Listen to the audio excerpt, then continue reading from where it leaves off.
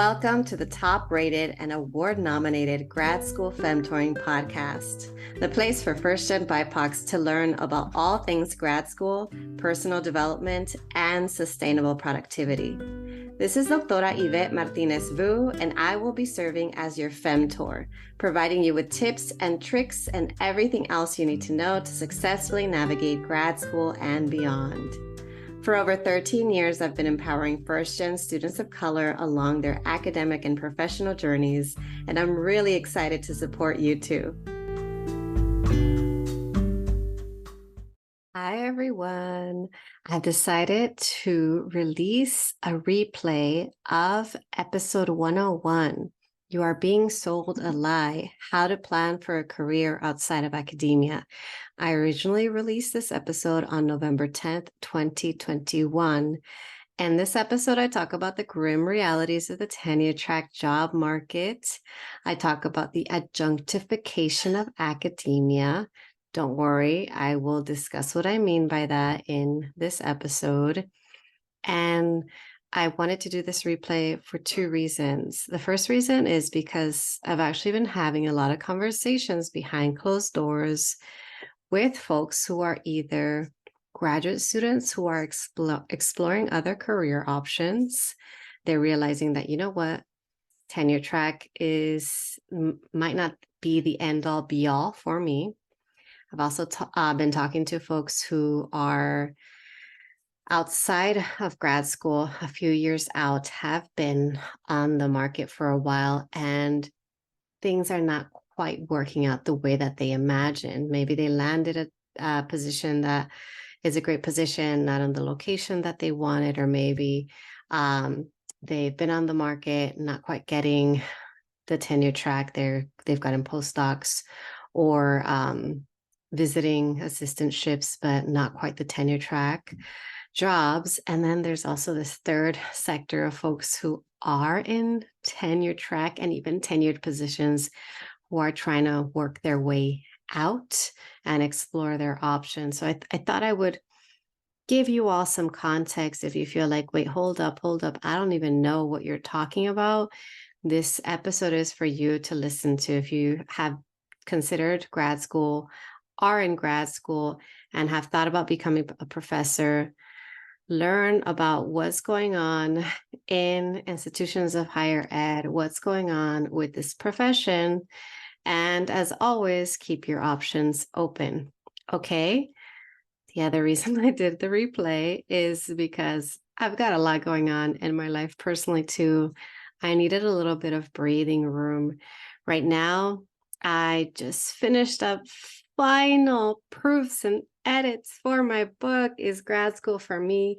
Demystifying the application process for first-gen BIPOC students. Super duper excited for this book to come out soon. It comes out in March 2024.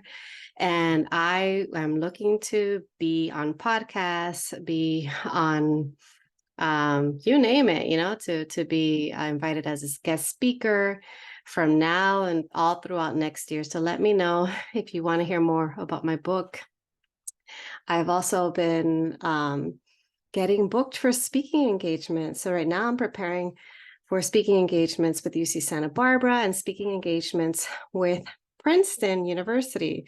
I've got 2 at each. So I've been working on that behind the scenes. I've also been working with a nonprofit that has 2 scholarship programs. And those scholarship programs support first-gen BIPOC undergrads all over the nation. They hired me as a grad school coach, so I'm starting to help their students. I'm going to be paired with a group of them as they go on and apply to grad school.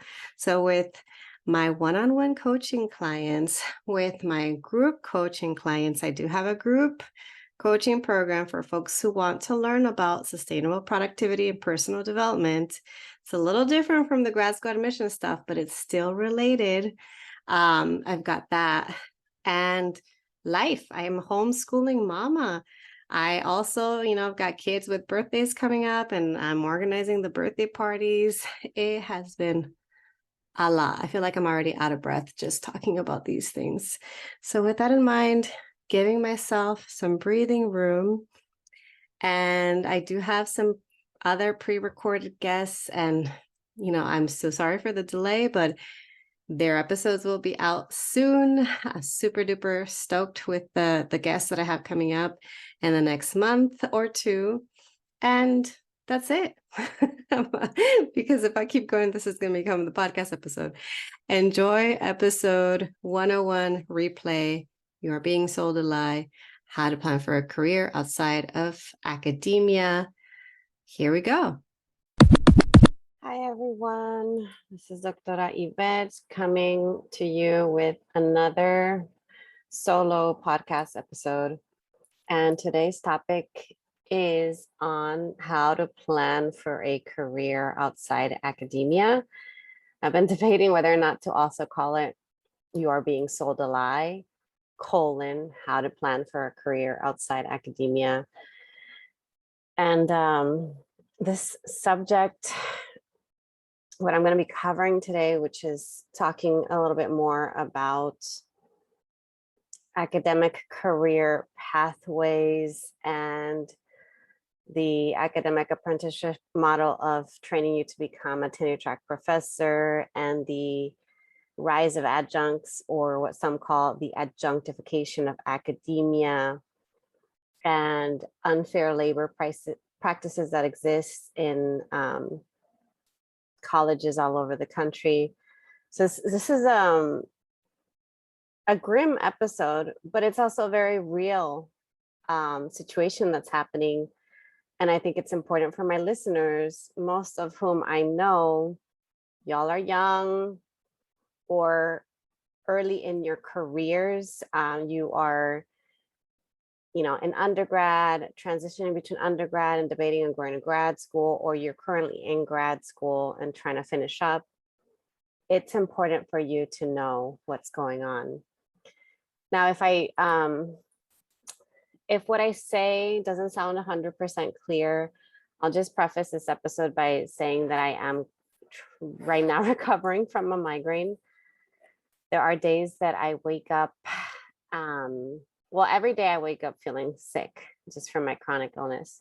But there are days that I wake up and I've got a debilitating migraine so bad that I'm practically throwing up from the pain and the nausea. Like, light hurts, sound hurts, everything hurts. It's hard to get up and get ready. And I take medication. I do all the things that have been recommended by doctors and specialists. And yet there are days that it just doesn't fully go away. And so this happens to be one of those days where my migraine is starting to go away, but it's still kind of lingering. And it makes it hard sometimes to 100% be kind of as articulate as I typically am. And I'm not always the most articulate, just to say that, because I don't write scripts for my episodes. I like to speak off the cuff. That is my preferred style of podcasting.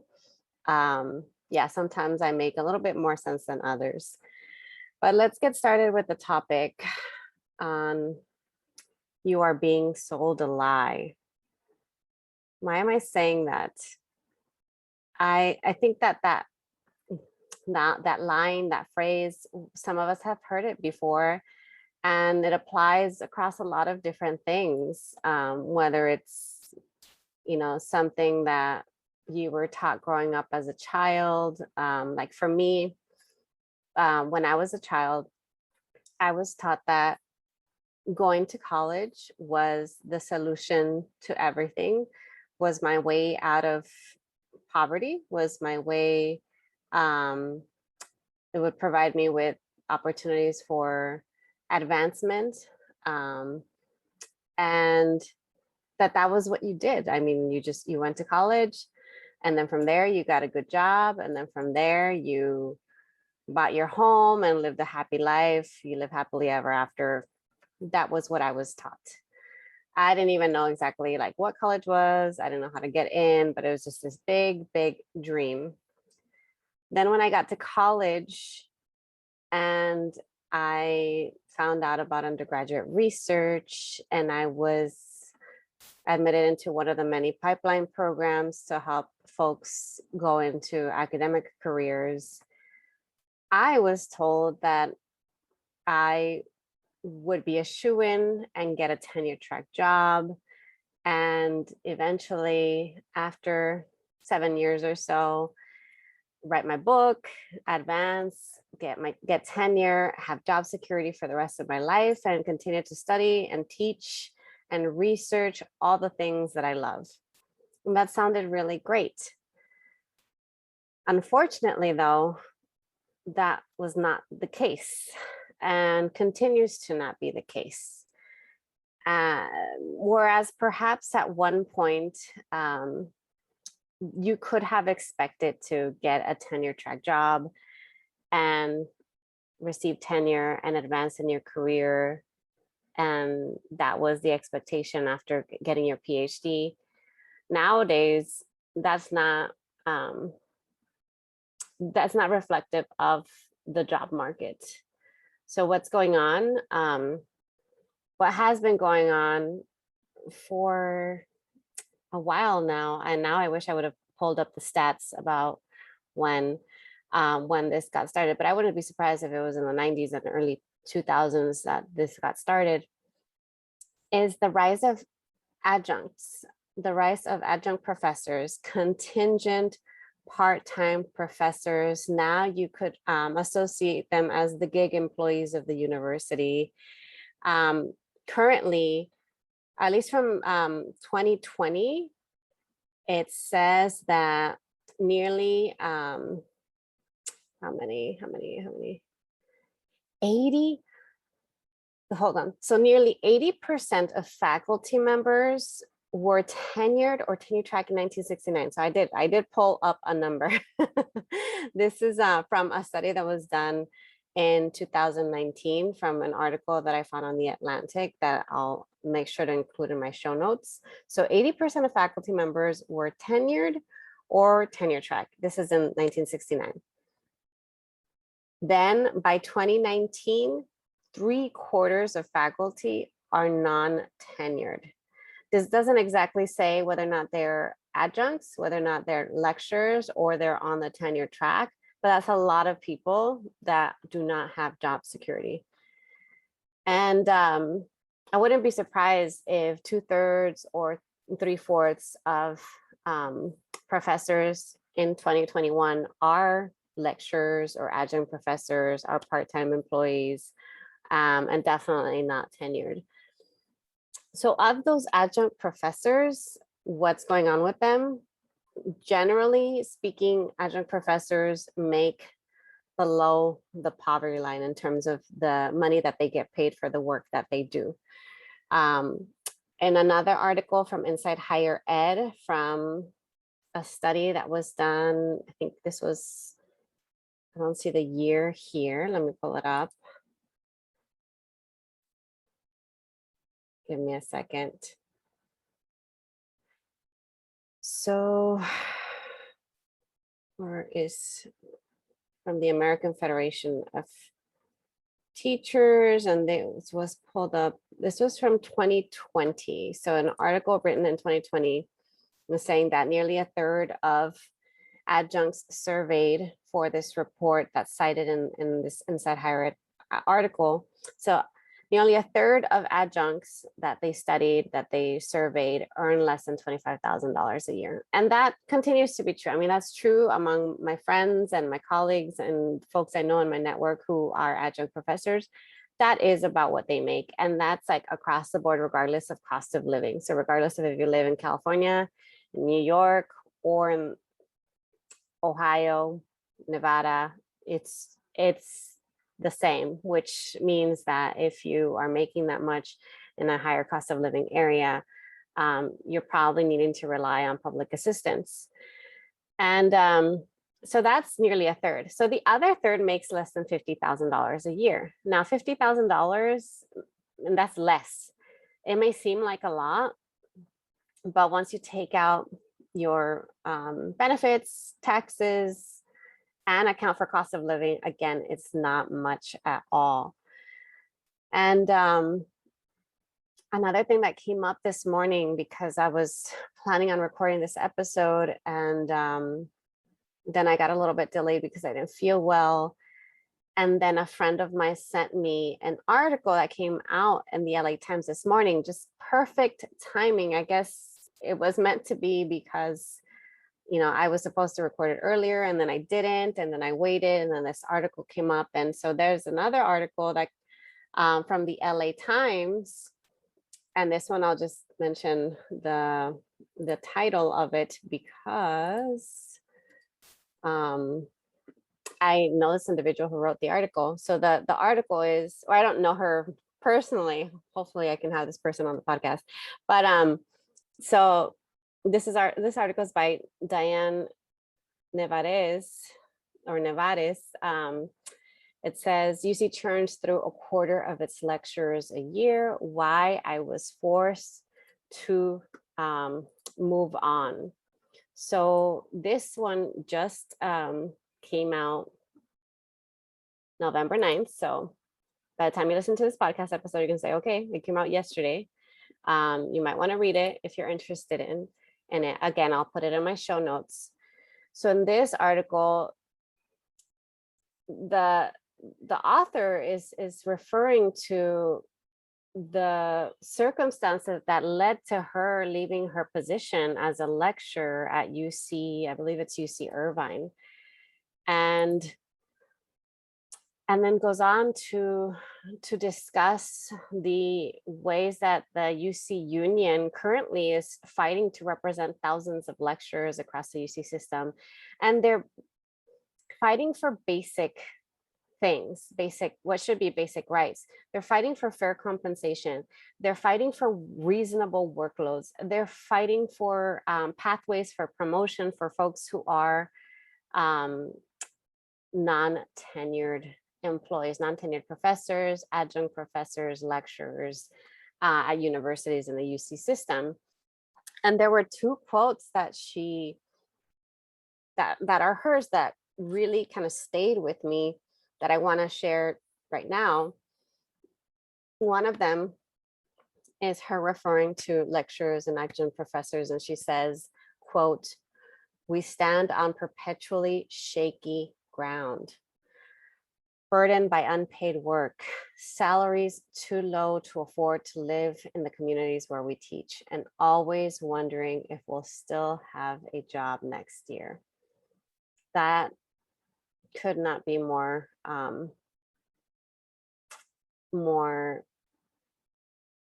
telling of the situation and the circumstances that a lot of folks who get PhDs find themselves in.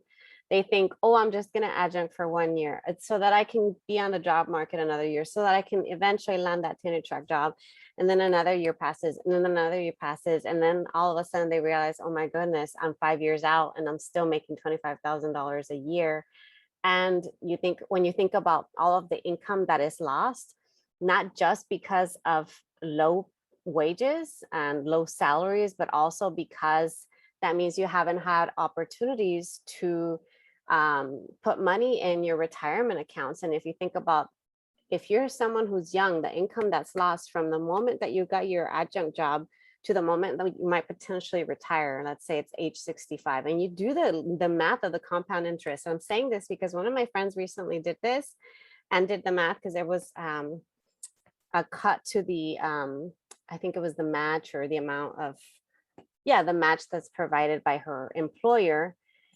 And so she did the math, and she's like, oh, they think that it's just an X percentage that they're cutting from us. But when you do the math and the compound interest, and you take into account that I'm in my 30s, and by that time I'm in my 60s, if I continue to put in and save into her retirement accounts, she's losing close to $100,000.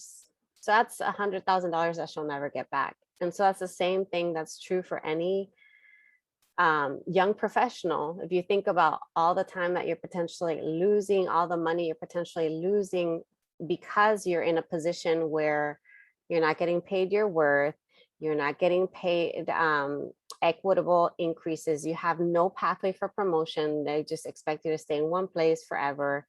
So you're making the same amount, which means that you're making less every year because you need to account for inflation and prices of everything going up. So you make the same, you're actually losing money. You're not getting paid equitable merit increases. That's if you have a salary job. And now if you're an adjunct professor, the circumstance might be as bad as you don't even know if you're going to have classes the following quarter, the following semester, the following term. Some folks are employed on a quarter by quarter or semester by semester basis. Some folks are employed by multiple universities, not just one. So all of a sudden they're handling hundreds, if not thousands of students that they're teaching each semester. And then those students going to them, telling them, I look up to you. You're the first POC that I've had. You're the first woman of color. You're the first Black one. You're the first Latina. You're the first Muslim one, whatever it is, whatever those identities are that we just don't see enough in academia. And they're going to you and seeing you as a role model and wanting to be just like you. And then behind closed doors, you can barely pay your bills. You can barely pay your rent. You commute a really long time. You're living with your parents. You're working multiple jobs. This is not what I want from my listeners, from my femtees, from my friends, from my community. So I may not be saying that this as clearly as I hope, as I know that I could, because I'm not feeling that great. But I also think that this message is important no matter how I say it, and that someone needs to tell you this, because odds are your professors are so overworked that they don't have the time to tell you about it. Odds are that if you're in programs that are preparing you to become a professor, they might not want to tell you this because they don't want to discourage you. And right now, the conversation that I'm having right now is not to discourage you, is to make you aware. The more you are informed, the better your decisions will be for your own kind of long-term career and life. So that's a situation that you're going to find yourself in. I don't anticipate it's going to get any better by the time that you graduate from your graduate program. And it's important for you to know so that you can make an informed decision when you do graduate with your master's, with your PhD, and someone offers you the position of being an adjunct professor, of being a lecturer, of being a part-time contingent employee of the university with little to no benefits. You want to think strategically if this is really going to be useful for you, and if not, what are your other options? So the other part of the title of today's episode is how to plan for a career outside academia. This is what I wish that we had more classes on in grad school. I wish we had more of this in our professional development workshops, because everything that I was ever taught for professional development was how to apply to fellowships, how to publish, how to prepare a job talk, and everything was for an R1 tenure track position. How many of us actually got those jobs? Very few. How many of us are actually in tenure track or are tenured? Very, very few, only a small fraction of us. And there's nothing wrong with us. There's nothing wrong with you if you don't become a professor. It's a systemic issue. All right, so I want to leave you with some suggestions for what you can do if you are pursuing a PhD, if you are still interested in applying to grad school, if you are trying to finish up your dissertation, and you're thinking about this as, wow, this is such a grim reality. What am I supposed to do now? You can plan for having options. That's kind of the best advice I can give you. And when you plan for options, it's completely up to you to decide whether or not to disclose this information to others in your program and with whom you feel safe enough to disclose it. Because I'm going to be honest, some people might treat you differently or might not support you to the best of their capacity if they find out that you no longer want to become a professor.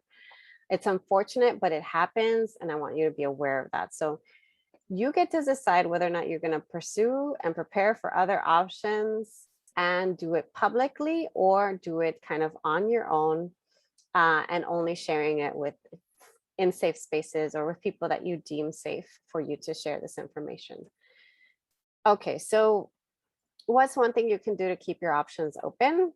I think it's a good idea to set up a LinkedIn account. Why am I referring to LinkedIn?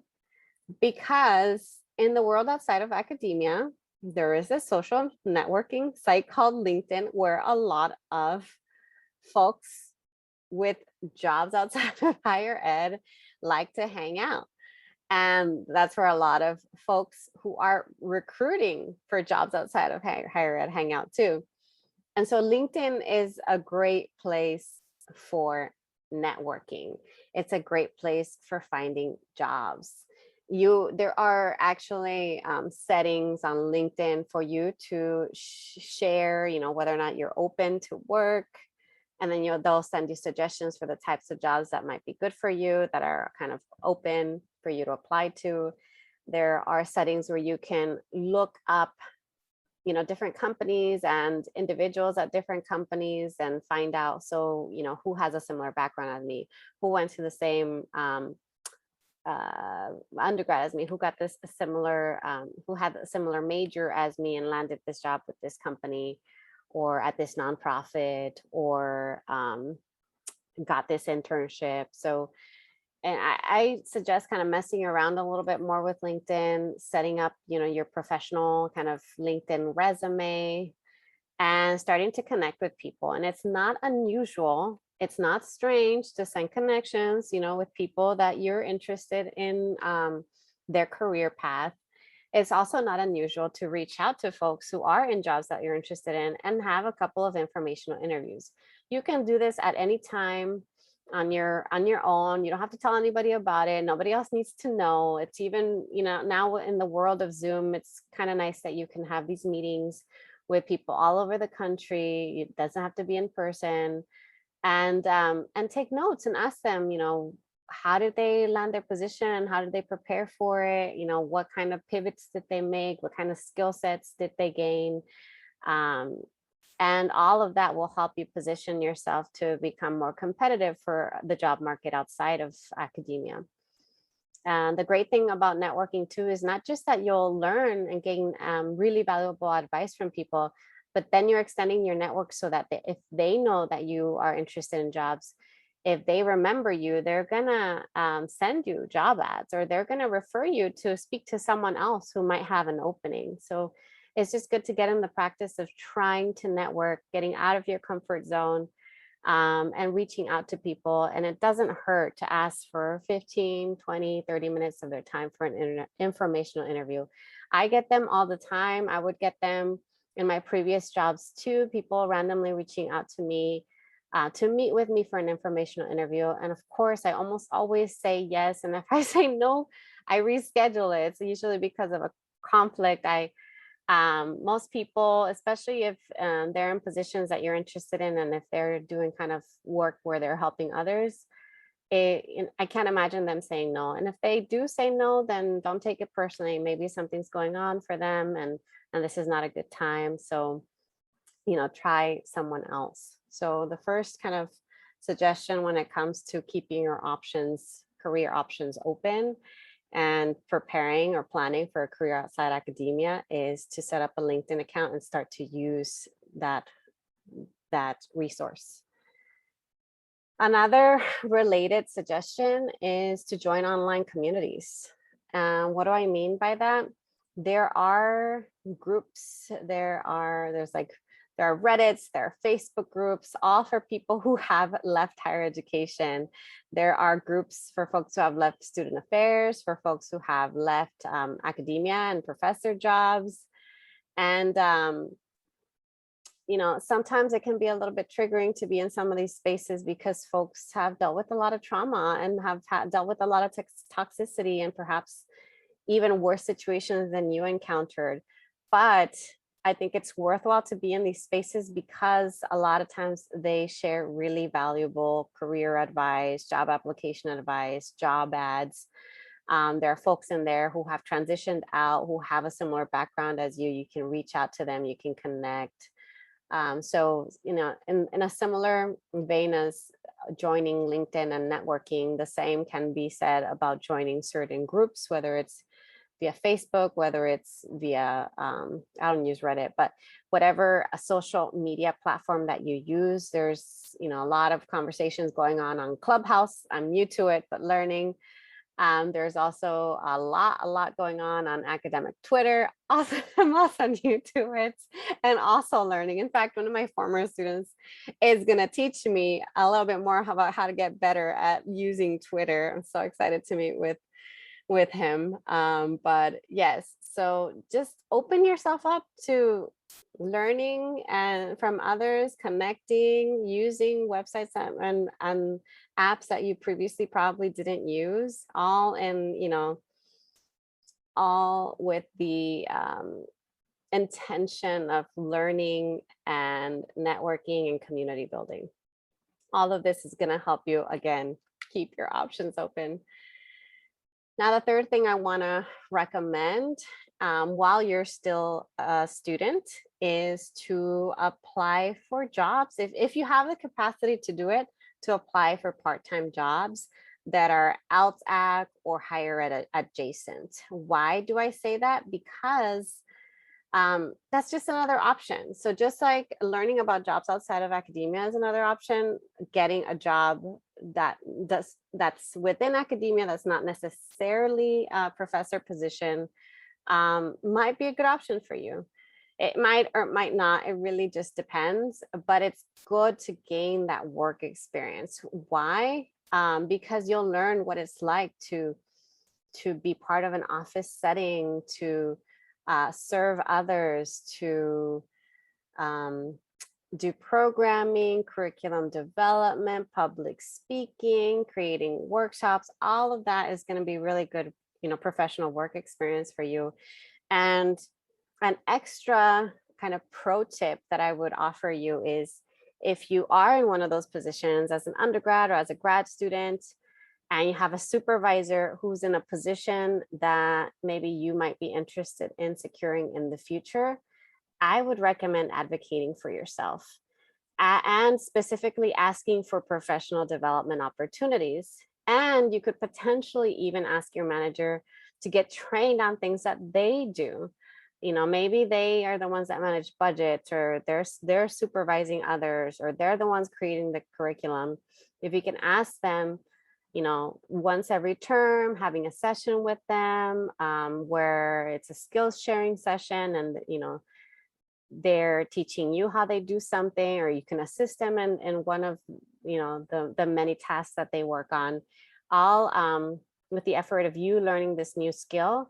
I don't see why not. If your manager is someone that is invested in you as an individual and cares about you and your own growth, professional growth, I don't see why they would say no. Obviously, there might be boundaries. There might be some things that are like, oh, I don't feel comfortable sharing this part of the job with you.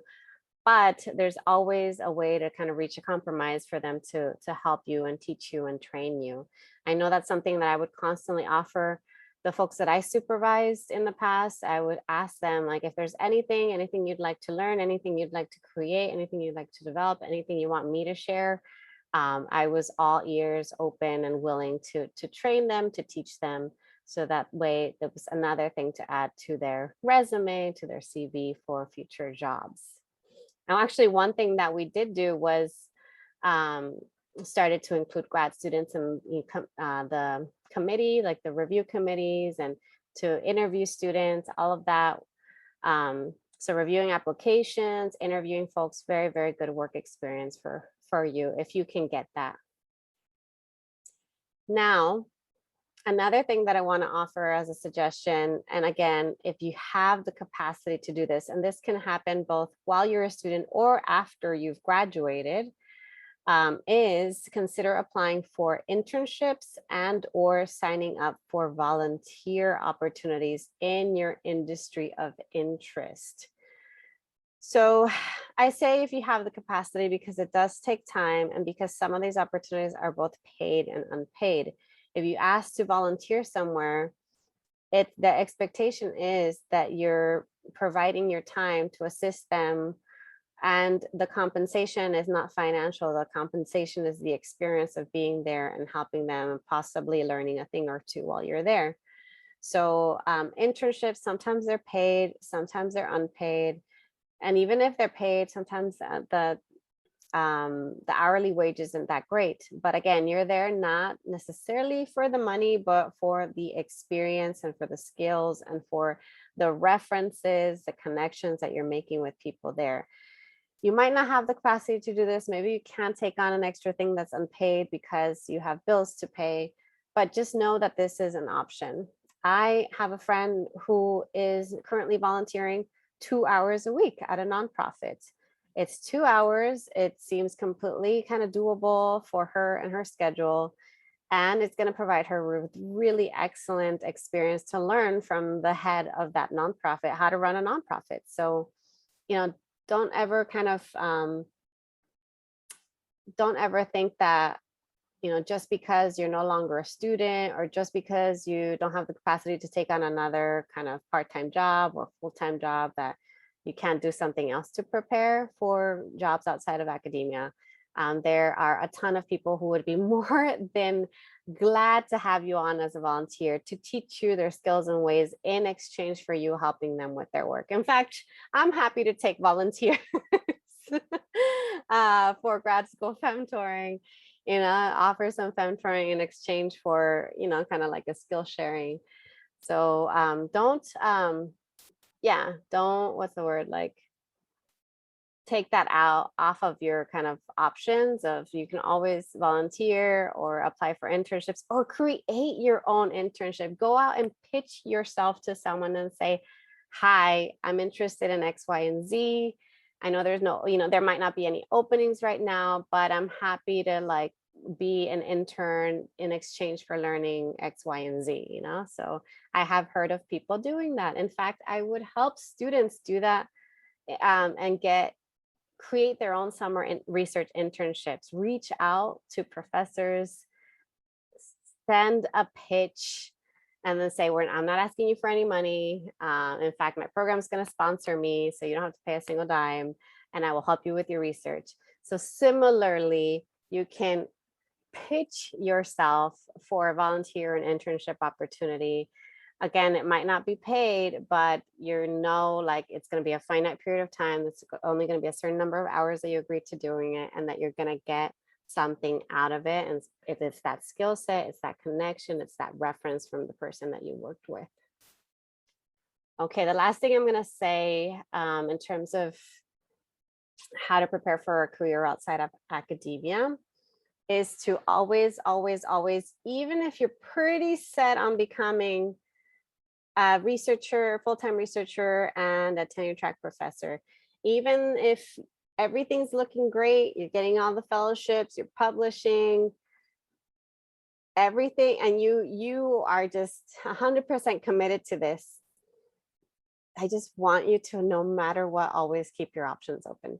Please, please, please think about this seriously, and think about me. Hopefully you have my voice in the back of your head of keep your options open. You never know what will happen. No matter what happens, it's not your fault. The state of academic jobs is pretty grim. There aren't enough jobs for everyone. You could be amazing, and there's just 1 year you're on the job market and there's no jobs for you, no jobs in your specialization. And that's just random. That can't even be predicted from time to time. So keep your options open. Another thing I want to say is be okay with having your first job after undergrad or after grad school not be the perfect job for you. Sometimes we also get sold this other lie that we have to do what we love for a living, and that we have to do what we love, and then it won't feel like a job. And trust me, no matter what, even if you do what you love, there are parts of it that will always feel like a job. But it's important to be okay with landing jobs that are stepping stone jobs, that maybe it's not the perfect job, but it's going to help you in the way to get to the next job that's going to be better, that hopefully may be close to your ideal kind of perfect job. So let me give you an example of that.